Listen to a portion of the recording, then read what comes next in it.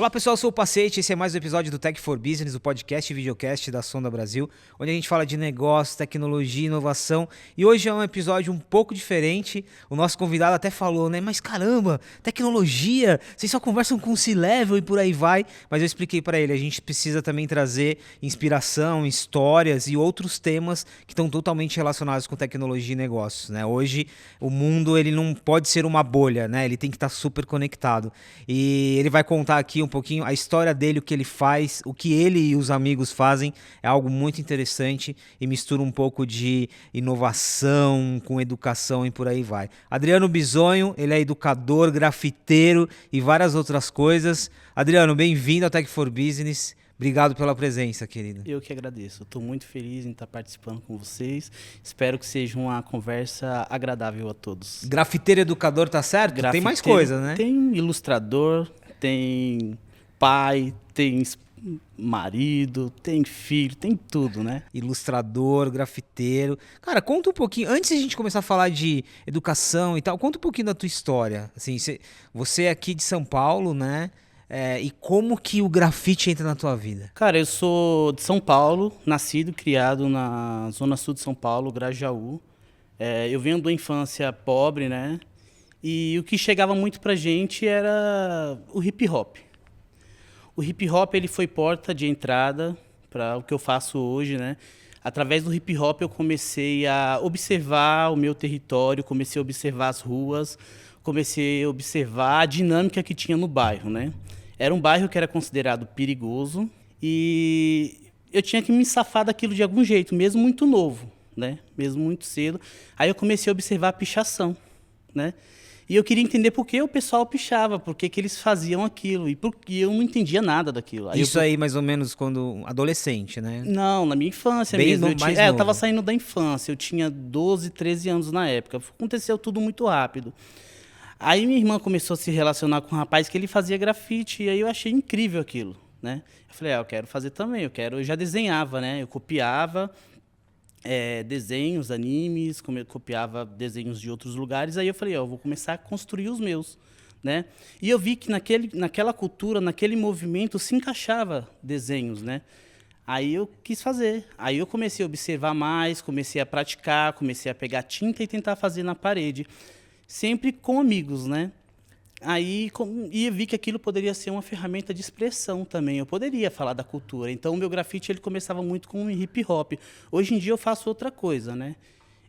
Eu tento pintar a realidade que eu vejo, né? Então, meus desenhos eles vêm da minha história, dentro do grafite, mas também vêm das minhas observações na periferia, nos lugares que eu trabalho. Bastante em escola.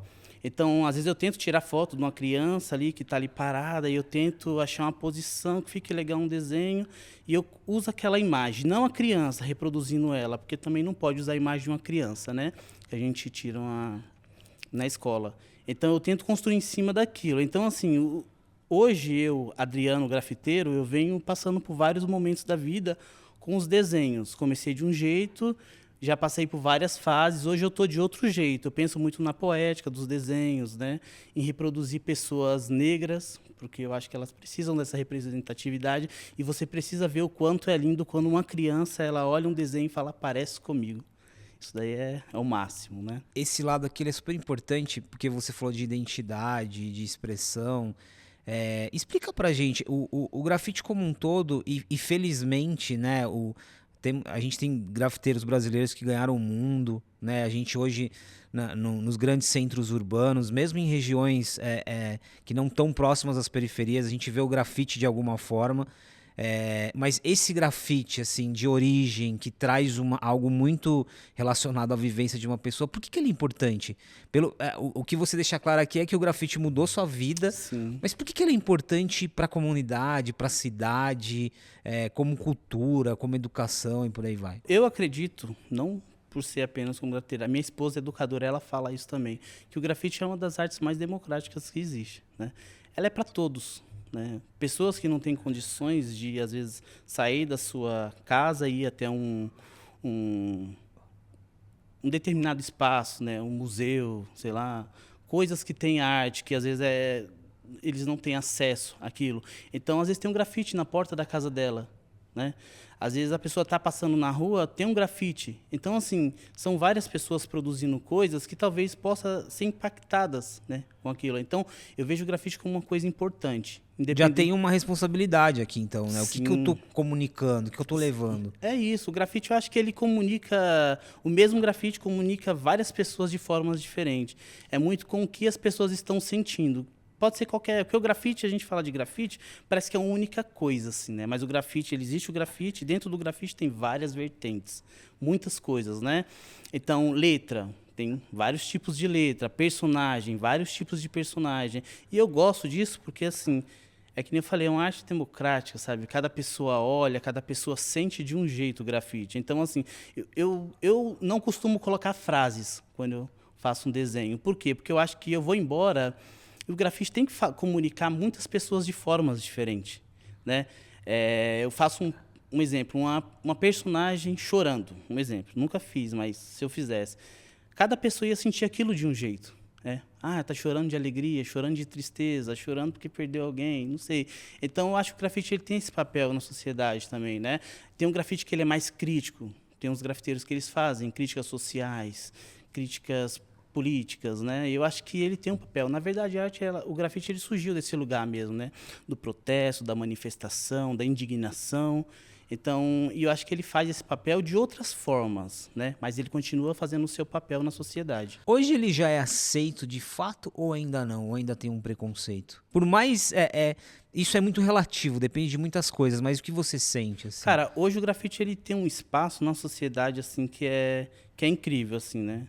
Eu estou aqui por causa do grafite, entende? Então, assim, é difícil a gente...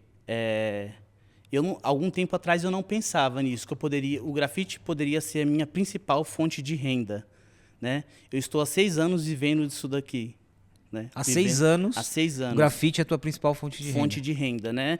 E através do grafite eu consegui ajudar outros amigos também, né? Eu e mais 2 amigos, o Gelson Salvador e o Helder Oliveira, nós temos uma empresa que se chama Os Três, né? Os três surgiu no momento da pandemia e pintando escolas, né? E aí, ao passar do tempo, começou aparecendo cada vez mais escola e nisso a gente conseguiu criar uma identidade. Vocês começaram a pintar alguma escola que convidou, vocês batiam na escola? As escolas elas estavam preocupadas como que elas iriam receber os alunos depois daquele caos que foi a pandemia, né? Isso são relatos de diretores, né? Pessoas responsáveis pelas escolas. Elas estavam preocupadas, né? Porque assim, depois da pandemia, as pessoas não foram mais as mesmas, né? Como que elas estavam, né? Assim, mentalmente. E as escolas estavam preocupadas como é que ia receber os alunos, né? Aí o primeiro passo era climatizar o ambiente, deixar um ambiente mais acolhedor. Então a gente foi para a escola com essa proposta de transformar a escola em um ambiente mais acolhedor para receber os alunos. E aí a gente foi cada vez aparecendo mais escolas,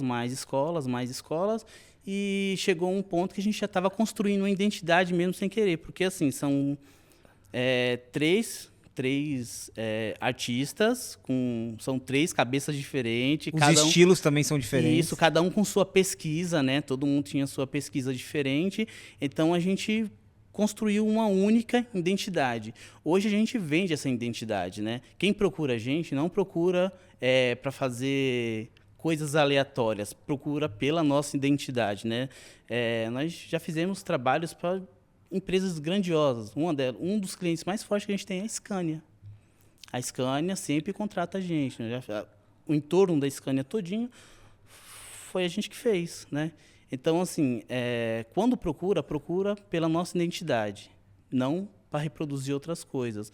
E isso é muito bom, porque a gente se torna único fazendo isso, né? E a gente cresce com isso. E quando a gente cresce, a gente consegue levar mais pessoas com a gente, né? E a gente termina usando vários recursos, né? Tecnológicos dentro disso. Você estava né? me contando aí nos bastidores, eu já venho para a parte da tecnologia, mas uma curiosidade, assim, quando vocês começam a trabalhar nas escolas, e aí é óbvio que vocês passam a ter uma relação ali com a escola de uma outra forma, né? Você tem vários pontos de observação. O que vocês foram aprendendo do que é esse ambiente, dos desafios que ele tem, das coisas legais, assim, o que que isso foi moldando em você? Cara, assim, muitas coisas a gente aprendeu. Contato com pessoas. Mas a gente já vem do ambiente que é de educador. No período de pandemia, eu fiquei 5 anos trabalhando na Fundação Casa, né? Com arte e educação. O Helder, ele foi funcionário público pelo Estado e pela Prefeitura. Trabalhou, se eu não me engano, 10 anos, né? O Gelson, ele sempre foi educador social. Trabalhou com ONGs, MSE, ele é formado em artes também, o Helder em Belas Artes. Eu não tenho formação nessa área, eu tenho formação em tecnologia e gestão da qualidade. Eu venho da indústria, né? Eu trabalhava como auditor de qualidade. Inclusive, essa coisa da tecnologia, ela me fascina, né, em determinados pontos por conta disso, né? Eu escolhi trabalhar com isso em determinado momento da minha vida porque é essa coisa da transformação. E eu entrei numa empresa que ela tinha de tudo, né? Ela fazia cinto de segurança, ela tinha de tudo. E eu gostava de ver a transformação dessa automação lá, era incrível lá. Eles compravam a máquina, copiavam a máquina para trabalhar, sabe? Comprava a máquina, melhorava a máquina para trabalhar. Em um determinado momento da minha vida eu adorava isso aí. Isso aí para mim era incrível, né? Mas eu sempre fiz grafite, então eu sempre achei que eu poderia oferecer mais para a sociedade do que ficar preso dentro da empresa, sabe? Nada contra quem fica preso dentro da empresa, quem gosta disso. Eu gostava, eu gosto ainda, eu acompanho algumas coisas ainda, né? Mas eu acho que eu tenho um papel na sociedade bem legal, sabe? Assim, de oferecer alguma coisa para a sociedade, de ser algo ao mais e algo diferente, né? E por conta disso eu falei, vou trabalhar com grafite, vou tentar, né? Nunca me arrisquei tanto na minha vida, né? Tava num momento assim da minha vida que o grafite ele me tirou de uma depressão terrível, sabe? Tipo, um estado da minha vida assim que eu me encontrava, sei lá, como é que eu era outra pessoa. Tem uma parte muito importante aqui, e muita gente que está nos acompanhando, muita gente que nos acompanha está num momento de transição, né, mudança de carreira e por aí vai. Nunca o que você fez foi apagado, né? Por exemplo, a tua experiência numa indústria, ela vai te ajudar muito ali para trabalhar com grafite nas escolas. O olhar de negócio, tudo, assim, tudo que você faz na vida vai formando um repertório ali que sempre está presente, né? Nossa, e como me ajudou, viu? Vou dar só um exemplo. Uma vez eu peguei um trabalho para fazer em Indaiatuba e tinha que mexer, e o engenheiro chegou e entregou a planta para a gente, né? É diferente você pegar um desenho técnico e a planta, né? Mas eu precisava fazer alguns cálculos, né? E o rapaz que estava trabalhando comigo, ele não sabia. Falei, como é que a gente vai fazer essa medida? Porque quando a gente trabalha para uma empresa que ela tem essa coisa do desenho, que precisa ser tudo certinho, tudo dentro da medida certinha, eles cobram isso, né? Então a gente precisa estar preparado para isso também. E a minha experiência com leitura de desenhos, eu consegui resolver isso. Então, assim, eu acho que tudo é válido, né? O conhecimento ninguém tira de você. Você, independente do que você faça, você leva o conhecimento, né? Você não chega lá pintando e assim, tem processo criativo, Sim. você faz reuniões, tem um lado de profissionalização aqui, né? Então, é isso.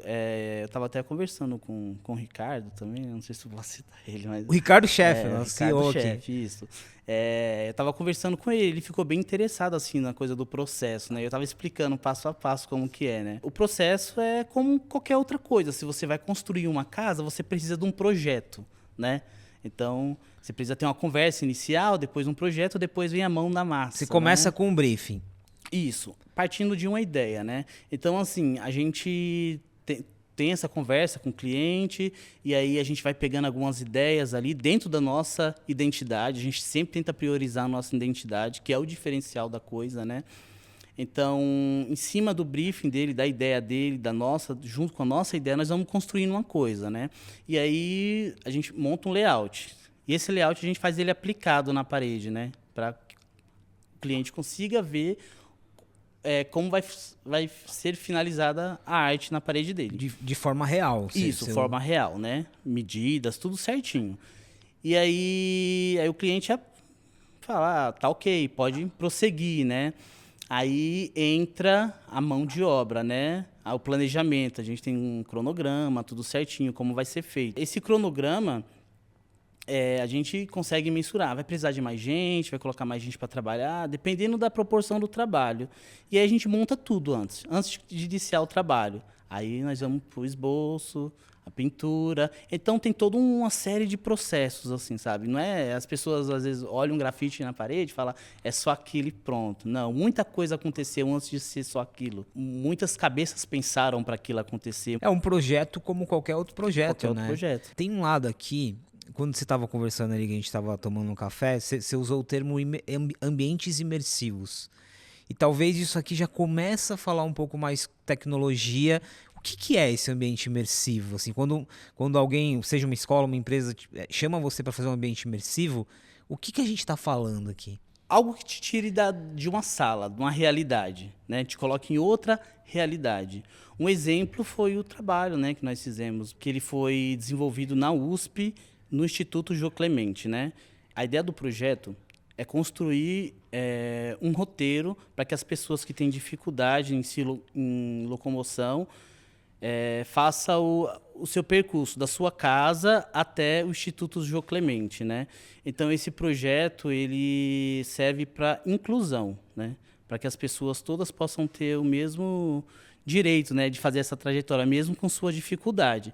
Então eles convidaram a gente para participar desse projeto com a ideia de fazer um ambiente que as pessoas não precisem usar o óculos para se sentir. Quando você fala óculos, Esse o óculos de realidade aumentada. De realidade aumentada. Isso. Então a ideia seria a gente desenhar coisas nas paredes, né, simular um personagem usando óculos, um trem no chão também. Nós fizemos as mesmas identidades visuais que tem na estação, nós fizemos no piso, para quando a pessoa entrar na sala, ela se sinta em outro ambiente, não uma sala do Instituto Jô Clemente. Teve um resultado bem interessante para a gente também. A ideia da imersão ela é tão importante também, né? Às vezes ela tem um papel importante ali, né? Às vezes a pessoa vem de uma realidade difícil, complexa, é importante que ela saia um pouquinho daquele contexto para conseguir estudar, para conseguir socializar e por aí vai.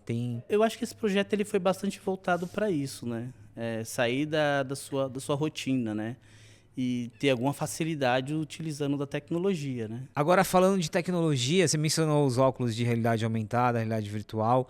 Hoje, o que você acaba absorvendo ali de tecnologia que dá para utilizar, além dos óculos, né? O que vai surgindo ali? Cara, a gente usa o óculos de realidade aumentada, assim, é o que a gente mais usa, porque a gente tinha uma dificuldade enorme em trabalhar, fazer... Como nós temos uma gama muito grande, assim, de trabalho, né?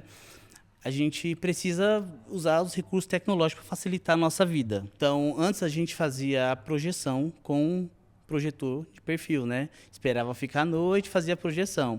Aí a gente adquiriu o MetaQuest, né?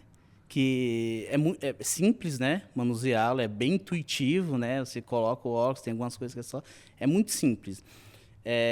E hoje a gente consegue fazer essa projeção do desenho de dia, né? Coloca o óculos e aí entra até um serviço assim que a gente costuma dizer assim que é arte e educação, né? Por exemplo, nós estávamos pintando em Guarulhos, fazendo um trabalho gigante lá.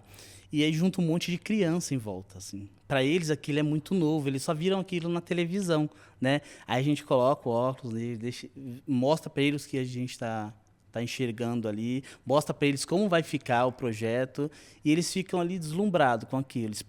Vai explicando. O pessoal da comunidade também vê a gente, parece doido no meio da comunidade com óculos, olhando para um lado, para o outro, né?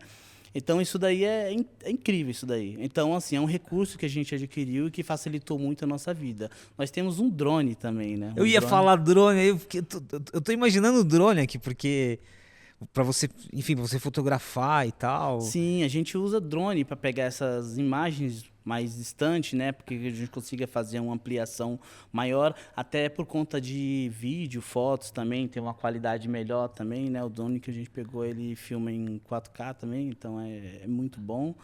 E a gente tem aquele óculos que eu ainda não cheguei a usar, né? Que é o Meta Ray-Ban lá, né? Aquele que que grava. Vocês têm esse também? Temos. Então, eu não cheguei a usar ainda. É o rapaz que trabalha comigo, o Gelson, ele adora tecnologia. Tudo que tem de novo, assim, eu vou pegar pra nós, pra gente fazer um teste aí. Aí ele pega, assim, e é muito bom, facilita a nossa vida. Eu acho que a tecnologia tem esse papel importante, né, de facilitar a vida também, né. O ruim da tecnologia é que a gente fica viciado. Mas aí, vai... Um dos recursos que a gente usa muito também é o Meta também, né, o IA, né, o Meta IA. Isso você usa no pré, no durante... Quais são as aplicações aqui? Como eu falei, a gente tira foto de crianças, assim, em algumas situações, claro, com autorização dos responsáveis também. Tira foto e aí joga no Meta e transforma em outra criança, sabe? Transforma em outra criança. Aí fica mudando a posição, porque assim, a gente, como eu falei, a gente está numa correria tão grande que a gente perde um pouco essa coisa da criação, de criar um desenho. Então, a gente, na verdade, chega a ser uma criação também, né? Porque às vezes eu jogo no iPad, aí eu mexo no iPad, eu jogo lá de novo no ChatGPT, aí vou construindo até ficar do jeito que eu quero, né? Então, assim... É isso, a gente usa do recurso tecnológico para facilitar a nossa vida, né? Mas a gente nunca pode deixar tentar perder a essência do que a gente faz, né? Esse é um ponto legal. Principalmente no olhar de um artista aqui, o uso especificamente sobre a inteligência artificial, né? Que é o assunto do momento. Você, então, você não consegue olhar a inteligência artificial como uma concorrente. Você olha ela como um recurso para te ajudar, mas mantendo o teu processo ali, o teu olhar criativo. Então, em algum ponto, assim, logo quando o pessoal começou a falar disso aí, eu tinha um preconceitozinho. Eu falei, não vou usar isso não, né? Mas não tem jeito, assim. O negócio é incrível. Por isso demais, que vicia, a tecnologia é sedutora. Isso, é incrível, assim, porque assim, você coloca, por exemplo, eu tenho dificuldade, às vezes, em desenhar, sei lá, mão. Eu coloco lá um personagem, aí descrevo como que eu quero a mão, ele faz a mão perfeitamente, sabe, do jeito que eu quero. Então, assim, não tem como você abrir mão disso daí quando você tenta entregar um serviço com qualidade, um serviço profissional e que você consiga fazer de forma rápida, não tem como você abrir mão disso daí, né? Eu acho que não dá para você perder a sua essência, a sua identidade, né? A pessoa, o que você entrega, né? A sua entrega, eu acho que não dá para você perder essa essência, né? Senão você vira só mais um. A intenção, né? A intenção por trás daquilo, independentemente do... Isso. A minha esposa era educadora também. Ela tinha uma dificuldade também nessa coisa de usar chat, às vezes de fazer um formulário, alguma coisa, né? Mas ela teve algumas experiências ruins com os alunos, que fazia textos, né? E aí tentava enganar ela.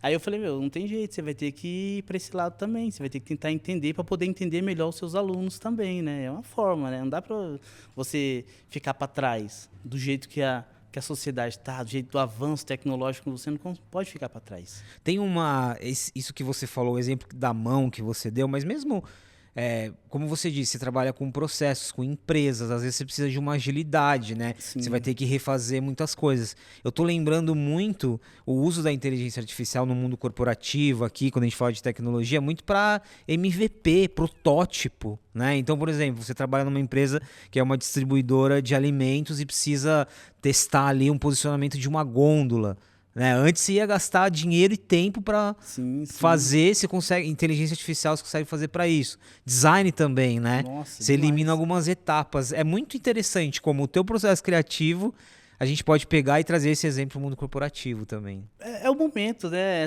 É que é tudo muito rápido, muito instantâneo. Então, acho que não dá para ficar para trás nessas coisas, né? Mesmo você tendo ali uma certa dificuldade, porque é tanta informação que vem chegando que às vezes termina gerando um pouco de dificuldade, né? Mas a gente supera. Né? Curiosidade, quando a gente estava conversando, você mencionou um termo, que é um termo que eu gosto muito, que é o termo maker. Né, que é aquela ideia de você fazer as coisas, de você desenvolve um projeto, aí você constrói e tal. E eu lembro, de 2015 até 2018, ali teve... Já aconteceram alguns movimentos, um momento que estava se falando muito de movimento maker, robótica nas escolas, programação. Eu lembro que naquele período eu acompanhei muito. Antes de falar disso, você, olhando para a essência do que é o grafite, e o que você já deixou claro aqui, que é algo complexo, não é algo simples, o grafiteiro ele tem muito essa cultura maker, não tem? Eu preciso resolver, eu tô aqui, aí surge uma dificuldade, eu vou precisar criar uma ferramenta ou usar uma ferramenta para resolver aquilo. Tem muito isso, né? Demais, assim, a gente que trabalha com grafite, a gente já desenvolveu várias coisas, assim, que assim, diríamos até que é uma gambiarra. Não chega a ser uma gambiarra, né? Um exemplo, tem um rapaz no Rio Grande do Sul que ele comprou uma impressora 3D e ele é grafiteiro, ele sabe a necessidade que tem dentro do grafite. E ele desenvolveu vários tipos de cap. Cap é o pininho que vai em cima do spray. Ele desenvolveu vários tipos, ele comercializa, ele viu que ali precisava evoluir, viu que precisava de algo O cap é quase diferente. a ponta da caneta. Se tem vários tipos, vários... Já existia alguns, né? Mas ele inventou o suporte que faz o traço super fino e limpo, parecendo com de um aerógrafo, né? Aquela canetinha que vai no compressor. Então, assim, o grafite não pode ficar por fora disso também, né? Acompanhar a tecnologia. Existem muitas coisas. Existe um cap hoje que aquilo ali eu acho o máximo, sabe? Tem um monte de grafiteiro. Existem os grafiteiros conservadores, né? Que o grafite não precisa de nenhum equipamento tecnológico. O grafiteiro não pode usar IA, não pode fazer uma projeção. Algumas regras que alguns grafiteiros colocam. Eu sou totalmente contra esse pensamento. Isso acaba tendo em toda a arte também, né? Sim, Você sim. tem Né? Eu sou contra isso. Eu acho assim eu acho que não pode perder a essência, mas você pode usar os recursos tecnológicos para você ter uma entrega mais rápida, né? Porque todo mundo quer ganhar dinheiro fazendo o que gosta. E eu gosto muito do grafite. Eu sei que eu preciso ter ferramentas que consigam atender a minha necessidade, né?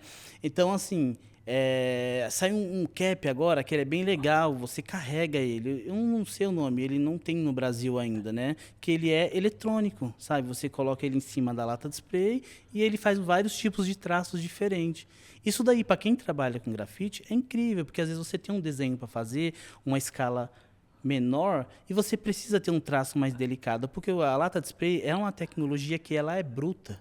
Né? O que tem dentro de uma lata de spray? É uma tecnologia, que é o quê? Tem um tubo, tem uma bolinha, que a gente fala que é uma bolinha de gude, tem a tinta e o ar. Então, o ar tem muito gás, né? Tem muito gás lá dentro. E ela para empurrar a tinta para cima. Então, assim, sempre o traço vai sair grosso.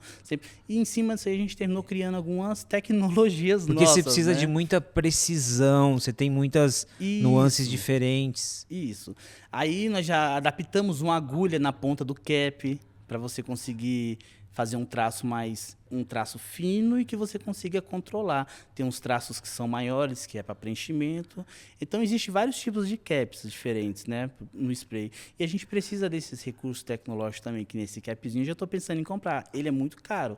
Eu acho ele caríssimo, né? Porque vem de outro país e é em dólar, então quando você converte fica caro, assim. Mas eu tenho intenção de ter um desse, né? Sobre outros tipos de tecnologia, tudo que aparecer de novo, assim, que vai facilitar a minha vida, eu quero ter, eu quero estar por dentro da tecnologia também, eu quero consumir isso daí também, né? Para facilitar o trabalho. Eu só sou contra uma tecnologia que existe voltada para o grafite, que é a impressora, né? Existe uma impressora, várias pessoas me mandaram esse vídeo, que é uma impressora que ela faz o grafite na parede. Aí já perdeu o tato da mão, né? Já não existe. Existe uma pessoa operando uma máquina, né? Ou seja, volta para aquela tua ideia de enquanto eu estiver mantendo a minha essência e tiver uma intenção, tá tudo bem. É isso, né? Até essa coisa, eu sou ilustrador digital também, né? Eu faço algumas ilustrações.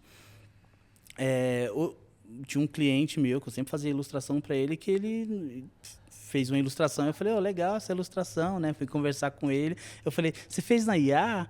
Eu fiz, sabe? Então tem essa coisa da ilustração. Eu acho que ela vai perdendo um pouco, né?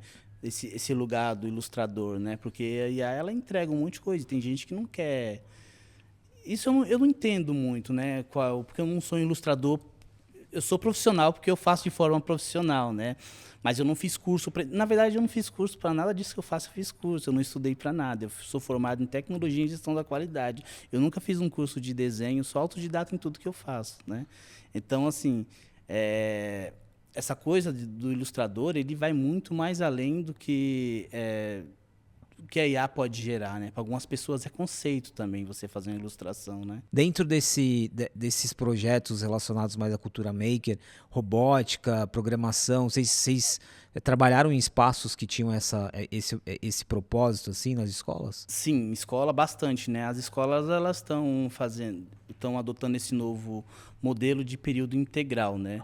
E nisso daí os alunos eles ficam bastante tempo dentro da escola e eles precisam dar mais opções para os alunos, para que a escola possa ser algo interessante para os alunos, Tem né? que ser atrativo, né? Isso. Que faça parte da realidade deles e que essa realidade deles eles possam usar futuramente para alguma coisa, né? Se manter competitivo no mercado de trabalho, né? Ter oportunidades. E a sala maker dentro das escolas é bem interessante. Bastante escola procurou a gente para pensar na sala, né? No embelezamento da sala e que a sala possa dialogar os desenhos possam dialogar com a sala e com as atividades que nelas são feitas. Então, tem bastante escola que ela tem impressora 3D, ela tem o desenvolvimento de jogos, porque faz parte da realidade dos alunos, né? E hoje em dia, os adolescentes, as crianças, elas estão mais conectadas com o mundo virtual, às vezes, do que na própria realidade, né? É interessante porque essa ideia também da tecnologia competindo ou não, em maior ou menor proporção ali na escola, a sua esposa é educadora, né? Ela tá disputando atenção com o TikTok, com outras. Sim. Então você precisa também usar isso a teu favor, né? E não é só uma coisa, são várias coisas. É o ambiente, Então, a escola eu acho que ela tem que buscar essa coisa mesmo de ser atrativa, né? E que ela possa fazer parte, não só a criança, o adolescente possa fazer parte da escola, mas que a escola possa fazer parte da vida dela também. E essa coisa dos jogos eu acho que é muito, muito interessante também, né? Porque uma coisa que prende bastante, se você oferecer de uma forma lúdica e educativa, talvez possa dar bons frutos também, né? Eu converso bastante isso aí com minha esposa também, né? Tentar fazer parte da vida deles, né? O chat GPT, por exemplo, né? Pergunta para eles, tenta se informar com eles, para eles se sentirem pertencentes também, eles trazerem ideias, para eles serem questionadores também, questiona eles o porquê que eles estão usando, né? O que eles acham que tem que melhorar às vezes também, sabe? Para tentar fazer parte, para que haja uma interação, para não ficar só o professor no lugar de professor e o aluno no lugar de aluno e que possa ser algo mais dinâmico, sei lá. Você mencionou jogos aqui, eu até tava com esse exemplo na cabeça. Eu acompanhei por muito tempo um projeto lá no Rio de Janeiro chamado Afro Games, do Afro Reg. E infelizmente hoje a gente tem poucos desses projetos, a gente também tem em São Paulo, mas a gente tem poucos. Mas era interessante porque na época as pessoas que não estavam ali, que não estavam na vivência de uma favela, questionavam: poxa, mas você vai ensinar os adolescentes a jogarem game e tal? E aí quando você olha para e aí isso tem a ver com o lado maker também. Quando você olha para isso, é uma forma atrativa de você formar ali um profissional que pode trabalhar com tecnologia, que pode trabalhar com programação, que pode trabalhar com narrativa, com ilustração. Ou seja, o game, a ideia do game, do lúdico, ela é uma porta de entrada, um atrativo para levar para trazer aqueles adolescentes e formá-los ali em tecnologia. Cara, esse universo é muito louco, né? Existem jogadores profissionais. Pois né? aí tem um lado milionário também, né? Nossa, eu tô falando porque, assim, eu fiz um trabalho, assim, para onde o grafite me leva, já me levou para muitos lugares, né? Eu fiz um trabalho para uma empresa que ela se chama Final Level. Final Level, conheço. Bem conhecida, né? Eles tinham um projeto junto com a Gerando Falcões, que era a Favela in Game. Já ouviu falar desse projeto? Eu fiz reportagem sobre esse projeto. projeto. Então, eu pintei o primeiro, que foi no Jardim São Luís, numa ONG chamado Viela, que é do Buiú, um grande parceiro meu. E, inclusive, foi ele que me indicou para fazer esse trabalho. Eles reformaram uma das salas e com essas coisas mesmo no cenário dos jogos, né? E aí eles pediram para mim projetar um desenho que falava, eles me deram uns briefings lá, e aí eu projetei um desenho que era um personagem sentado, olhando para o horizonte, jogando num celular com aquele microfonezinho, né? Eu não sei o nome daquele O negócio. headset.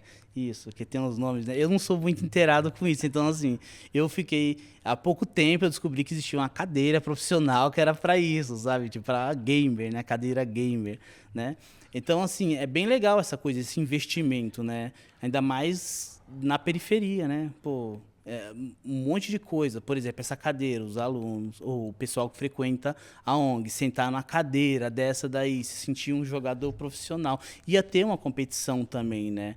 Então, assim, é interessante trazer isso para a periferia e mostrar também que não é só simplesmente jogar, né? Existem outros universos por trás disso daí, né? E Tem tem a um coisa... lado do, quando você olha como esporte, tem um lado da disciplina, tem um lado Isso. da dedicação até física também. E que pode ser alguma coisa profissional também, né? Ele pode ser rentável em algum momento também, né?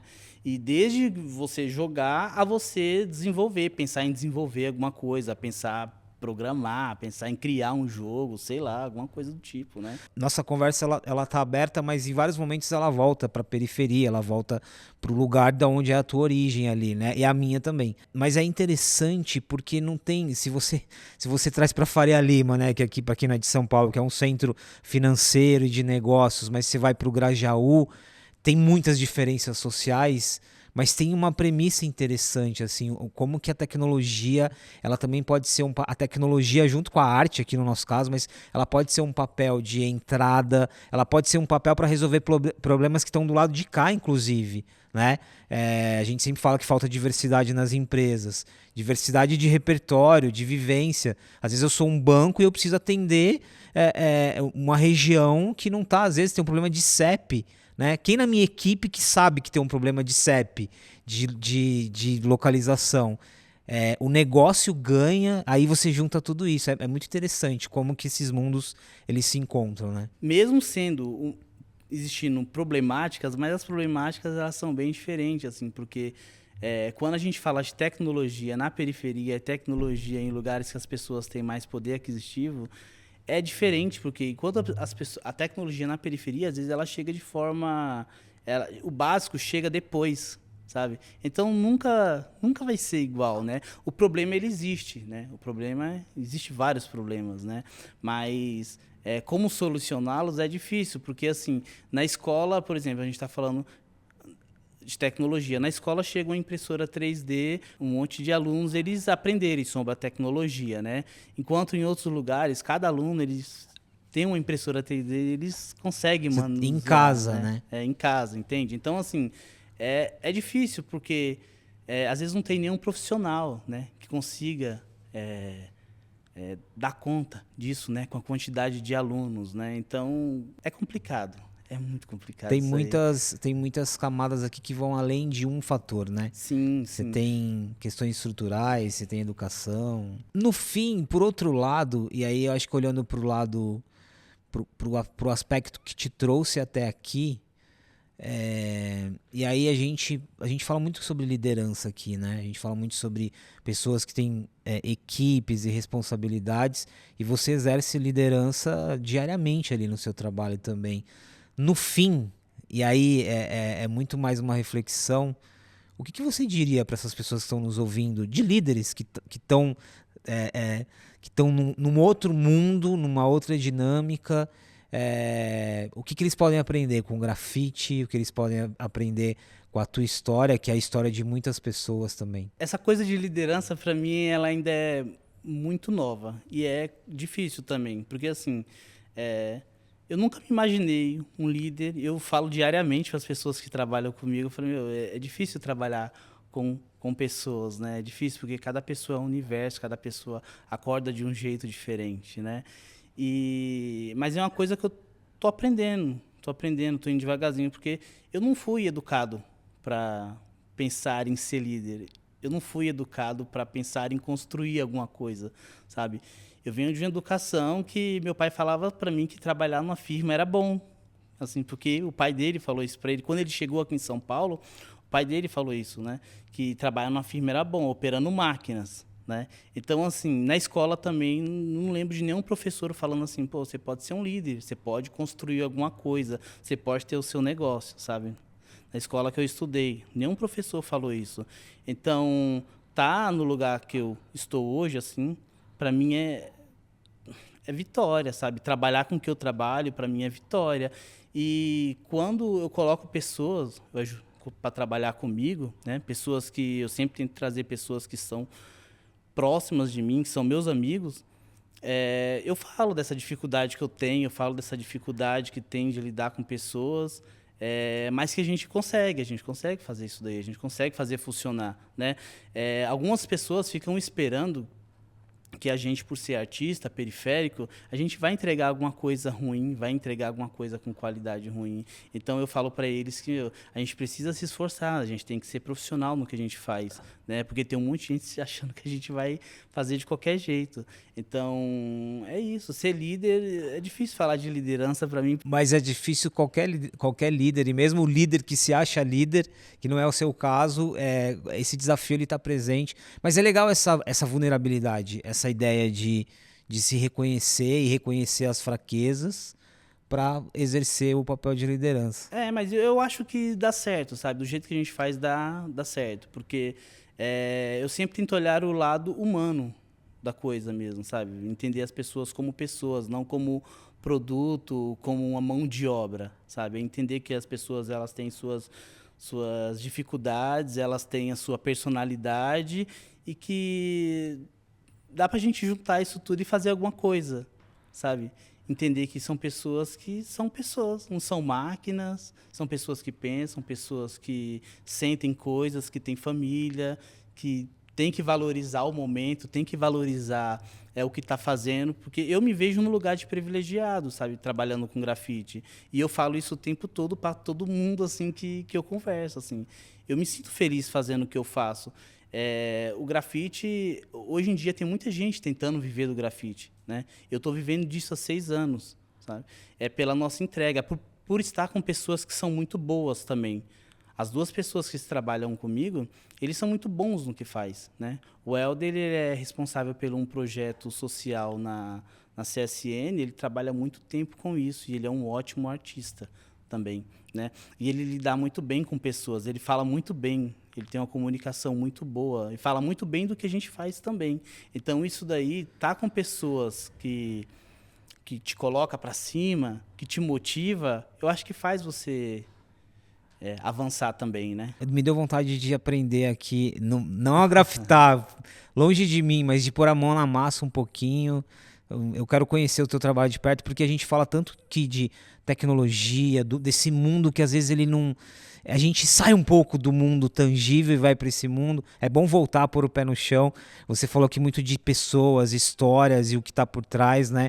Às vezes a gente esquece disso. Por mais que um executivo ou nas empresas a gente sempre repita esse discurso, pessoas, pessoas, pessoas, na prática isso é muito difícil. Querido, muito obrigado. Obrigado por contar a tua história aqui. Mas mais do que isso, trazer muitos ensinamentos para a gente aqui sobre gestão, sobre profissionalização, ainda que seja de forma autodidata. Muito obrigado. Eu queria agradecer também pelo convite.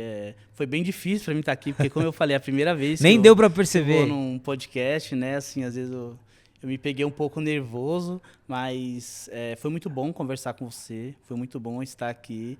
Fiquei muito feliz pelo convite, né? Embora meio apreensivo também, né?